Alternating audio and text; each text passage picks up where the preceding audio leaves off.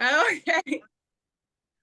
All righty, folks, we are continuing the new investor series. We have the one and only Ashley with us this morning. How you doing, Ashley? Oh, doing good now that we finally got connected.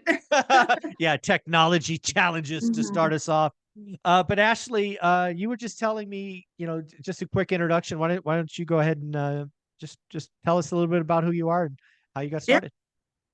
Yeah. Well, no, I was just first saying thank you so much for having me on. I was saying, as you start the real estate world and get into the world of podcasting and looking everything up, of course, I started in the land of bigger pockets, but it was really exciting because, you get suggestions and you kind of look Yep. through. And then once I came across your channel, it just really aligned with kind of what my husband and I are doing and just our views, our thoughts about real estate investing. So I just want to say a huge thank you to you and everybody that you really have on because it just, I don't know, I've learned so much. And then also to kind of hear other people that align with what you're trying to do, it's really helpful, especially when I don't have a huge network of people that are really doing this. My friends are kind of like, you're crazy. What are you doing? Another house? Like, What are you you know? doing?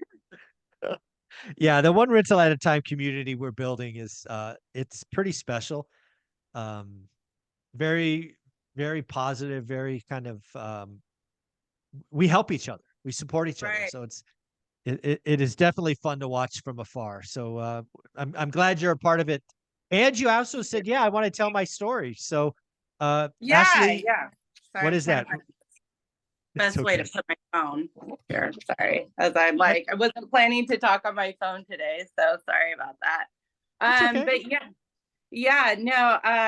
So if I think back, it's like, where's the starting point for a real estate journey, really? Do you say, okay, as I was growing up, I kind of saw what my parents did wealth wise, and when do I make the pivot of, with my own family and what we want to do? But I would say the initial kickstart love of real estate wasn't necessarily from a investor standpoint. When I was right after the crash that happened, the real Mhm. crash. I know everybody's talking always like, when's the crash coming? And I love you guys because I'm so much more of a positive, like, there's always deals to be found, moves to be made. There you go. But yeah, so I actually bought a beach house when I was 23, an acre property. Whoa. All the real estate agents I talked to thought I was crazy. And I had, before understanding what a buy box was, I created a buy box. This is what it has to be. This is how it has Nice. to look. And people, and I also had a price point. Being in your 20s, you're pretty price sensitive, right? Sure. Yeah. And yeah, I ended up finding the beach house I wanted, 275, bought it and lived there for 7 years. So that was my first house hack. Wow. And then my husband and I met. Of course, I say that he married up because I came with a with a nice little beach You, you house. you had a little asset with you. Yes, yes, yes. Right, right. No, I'm totally kidding. We've actually known each other since first and second grade, so it was Oh, kind of a wow. reconnection for us. Yeah, yeah. But Very then cool. we did the marriage thing. We got married, had the baby. We need to get out of this house. So then we, do like a lot of people, we kind of overstretched and maybe bought our forever home. Mm. And ironically enough, still had a buy box, wanted a view because I looked, but we bought that one with the ADU in it. Oh, okay. And thinking it's our forever home, we'll, one day when our kids get older, we'll, rent out or not rent out, we'll have them, the kids downstairs in the basement separate. That's right. Um, but yeah, and then the pandemic hit, and I had a friend, she was trying to move her mom up here because she just had a second baby. And, uh, everything was hard during that time. Like, let's be real. So try moving during that time, as a 70-year-old woman, to Yeah. come with family. And so she just put it out there. Does anybody have some space and thing like that? And I was like, yeah, yeah. And she was like, oh, I know it's a burden, so she'll pay a little bit, whatever you guys want. And so that was when a huge light bulb went off for my husband and I. And I was, we closed off the downstairs. We drywalled it off. It was already permitted ADU because the people who owned it prior had their mother living down there. Hmm. And it was just, it was such a game changer for me. I was like, wow, you can get a check every month. Like, and it just comes, I had no idea what we were doing. It was, Wow. yeah, people thought we were crazy, but Yeah. that was how it started. All right. So I love the beach story. What is that beach house today is not 275, I'm guessing. It's No, substantially more. so that's, you're always like, what's your biggest like regret? I wish at that point I understood, like how creative you can get with financing, and that I could have refinanced it, pulled the money out, and then bought the bigger house with that and kept it maybe as not really into Airbnbs, but I think that one would have been a cool one. Yeah, for sure. Yeah. But I didn't really understand. But right now it's like in the eights. But we looked at it had a septic. So one of the other things I learned, so this is how new I was. I bought the house and then 2 weeks later had to redo a whole septic because the prior owner put a driveway over the drain field. Yeah, don't do that. Don't do that. That's bad. Yeah. That's bad. That's bad. Yeah.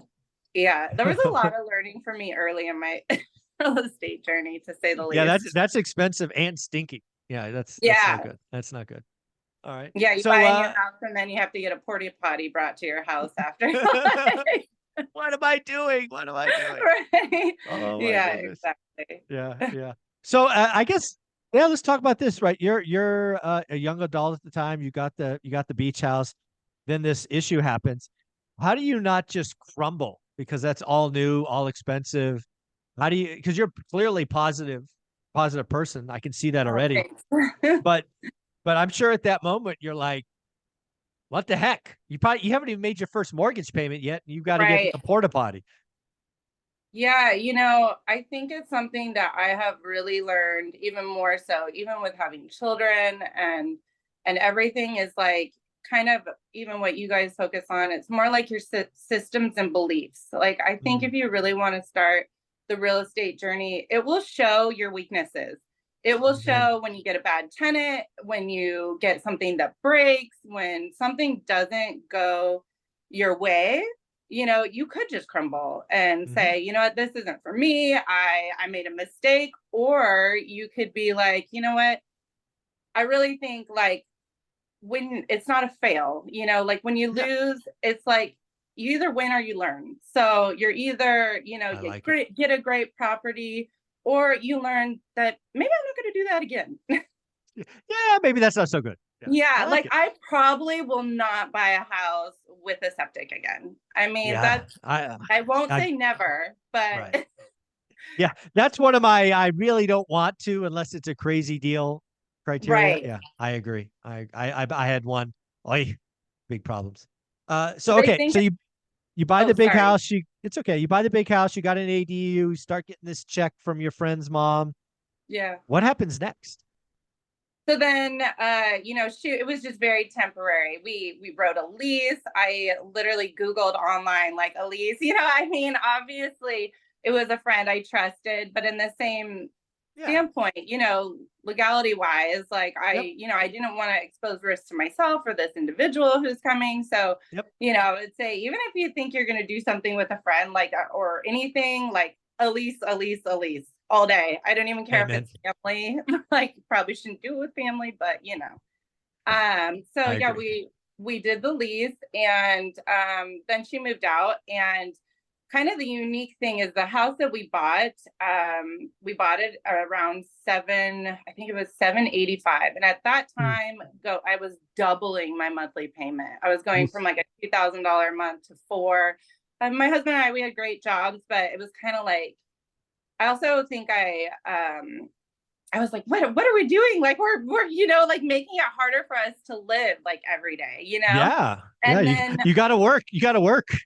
Right. It's kind of like getting stuck in that cycle of like, I'll never break free, because if I'm always increasing my debt when bad debt, I guess, and not increasing my income alongside of that, then what are we doing? And so But, you know, of course, like society, you have the baby, you have the big wedding, you have all the, you know, these things that really aren't true. They're decisions that we can make. And, but anyways, so Yeah. I talked to my husband. We decided, we were like, let's live in the downstairs, remodel the top stairs, and then Okay. we'll rent out the basement, and then it will kind of offset our remodel as well. And so then we did that. And then, you know, as we were going through the pandemic and everything, I had my second baby, Hmm. and I was like, I think I could do this. Like, I could handle the rent side. You build homes, so you understand like the maintenance side.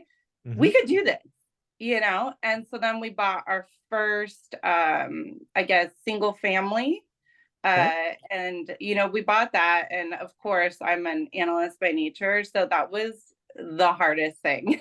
You know, Mm, it was the first time trying to buy something with actually like running numbers. And, right. you know, that was different for sure. So this was your first purposeful rental, right? Yes. Yeah. Okay. Mm. And where was that again? What city was that in? Tacoma. So we live in Tacoma, Washington, and we've bought all of our houses like within, you know, I have looked at out of state, but for me, and I think the initial part of our journey is I really wanted to learn it. Yeah. You know, like self-manage everything, and probably to my own detriment sometimes. You know, I think I should ask you and maybe talk to you some other time, but it's like, when is it time to say, okay, maybe I need a little help, you Yeah. know? Yeah. But Yeah. So Tacoma, Washington, I don't know the market at all, but I'm guessing it's not cheap. So let's talk no, about that analysis. I mean, that's where a lot of people get lost, right? Kind of right? the deal spreadsheet. How good is it going to cash flow? How do you know Hmm. it's a good versus a great deal? Kind of talk about that. I mean, it sounds like you're an analyst by training, which either could be a good thing or a bad thing, frankly. I think it's a bad thing at some point because you get into the weeds and you can't come back up for air. Like, I have been there. I mean, I remember the first spreadsheet I built, yeah. Ashley. It was multiple tabs, right? Yeah, It had depreciation, it had all these things in it.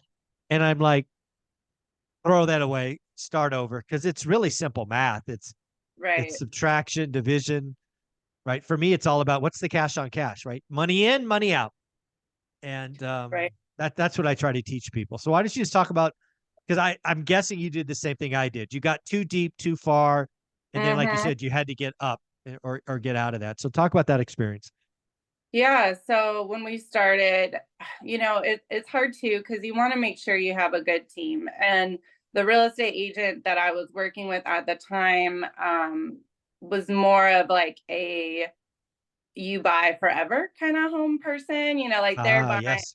Yeah. and guiding the people who buy and stay for 7 years. I know that that's kind of expanding now with the lock-in effect and everything like that. You know, people are staying in their homes longer, Mhm. but that was kind of her bread and butter and Sure. helping me who's looking for different things, you know, because they're like appreciation, all that, you know, houses always go up here.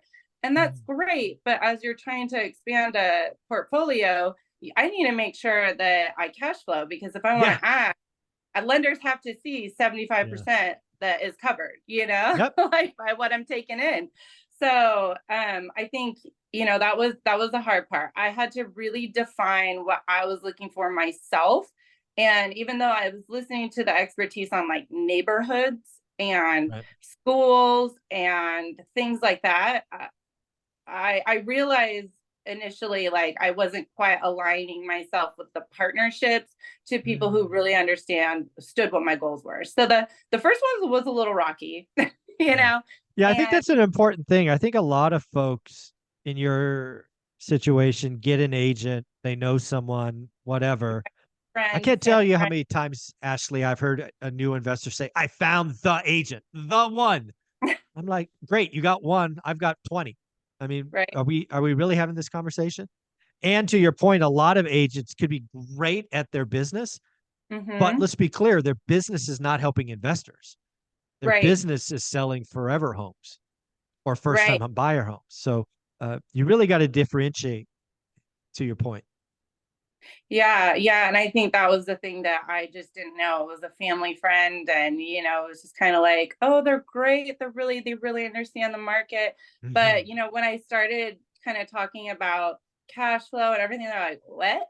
You're What like, it what "Roop." do you mean? Yeah, it's just like, huh? And then, also just even with creative loan structuring and things like that, which has obviously become a really big thing now. But uh, if you're trying to save certain money, it's just what your goals are. Do you want a smaller down payment? And then that was kind of our next step. We got into house hacking.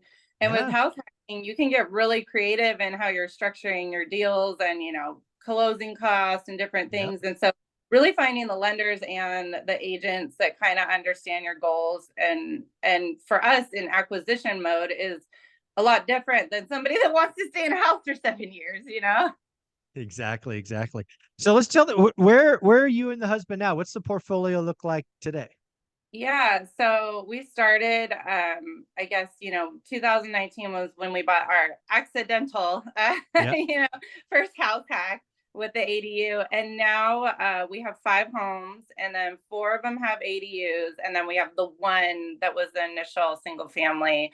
And that's kind of where Wow. we pivoted. I realized, I think another tidbit that has just worked for me is getting into this business is not just about money. I truly love our tenants. We have the fabulous tenants, and Nice. we started house hacking, and we've lived in every unit we've had. So we Yeah. know the house inside and out.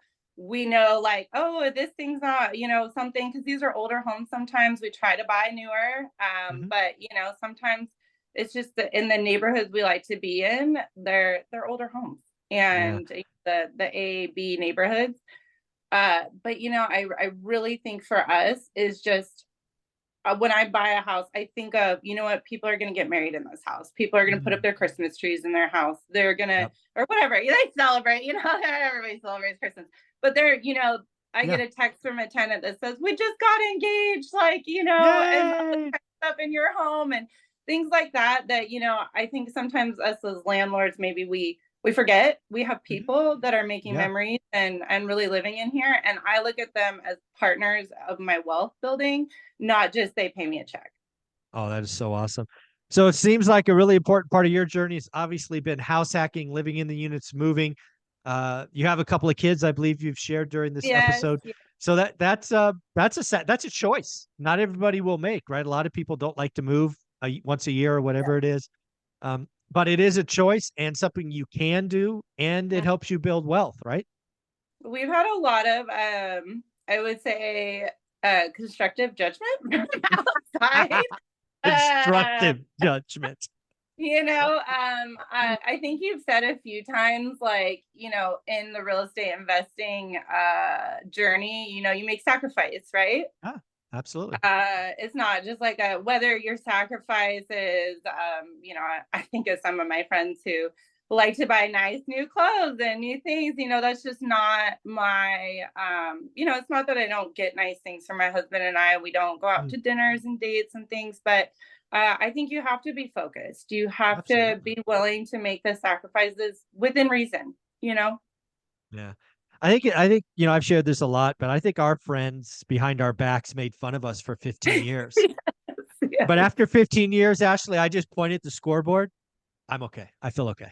I'm good. Right, right. And It's worth it. I think the interesting thing is when we first started, I think people thought we were absolutely crazy. Like, why would you be moving with a baby and all this Yeah. kind of stuff? But then you hear the stories, and I think like people that are living in a flip and like they have their kids in, Ah, tag and plays. I'm like, I couldn't quite go to that. Like, those yeah, people that's deserve nuts. the big like That's trophy. nuts. I'm like, you know.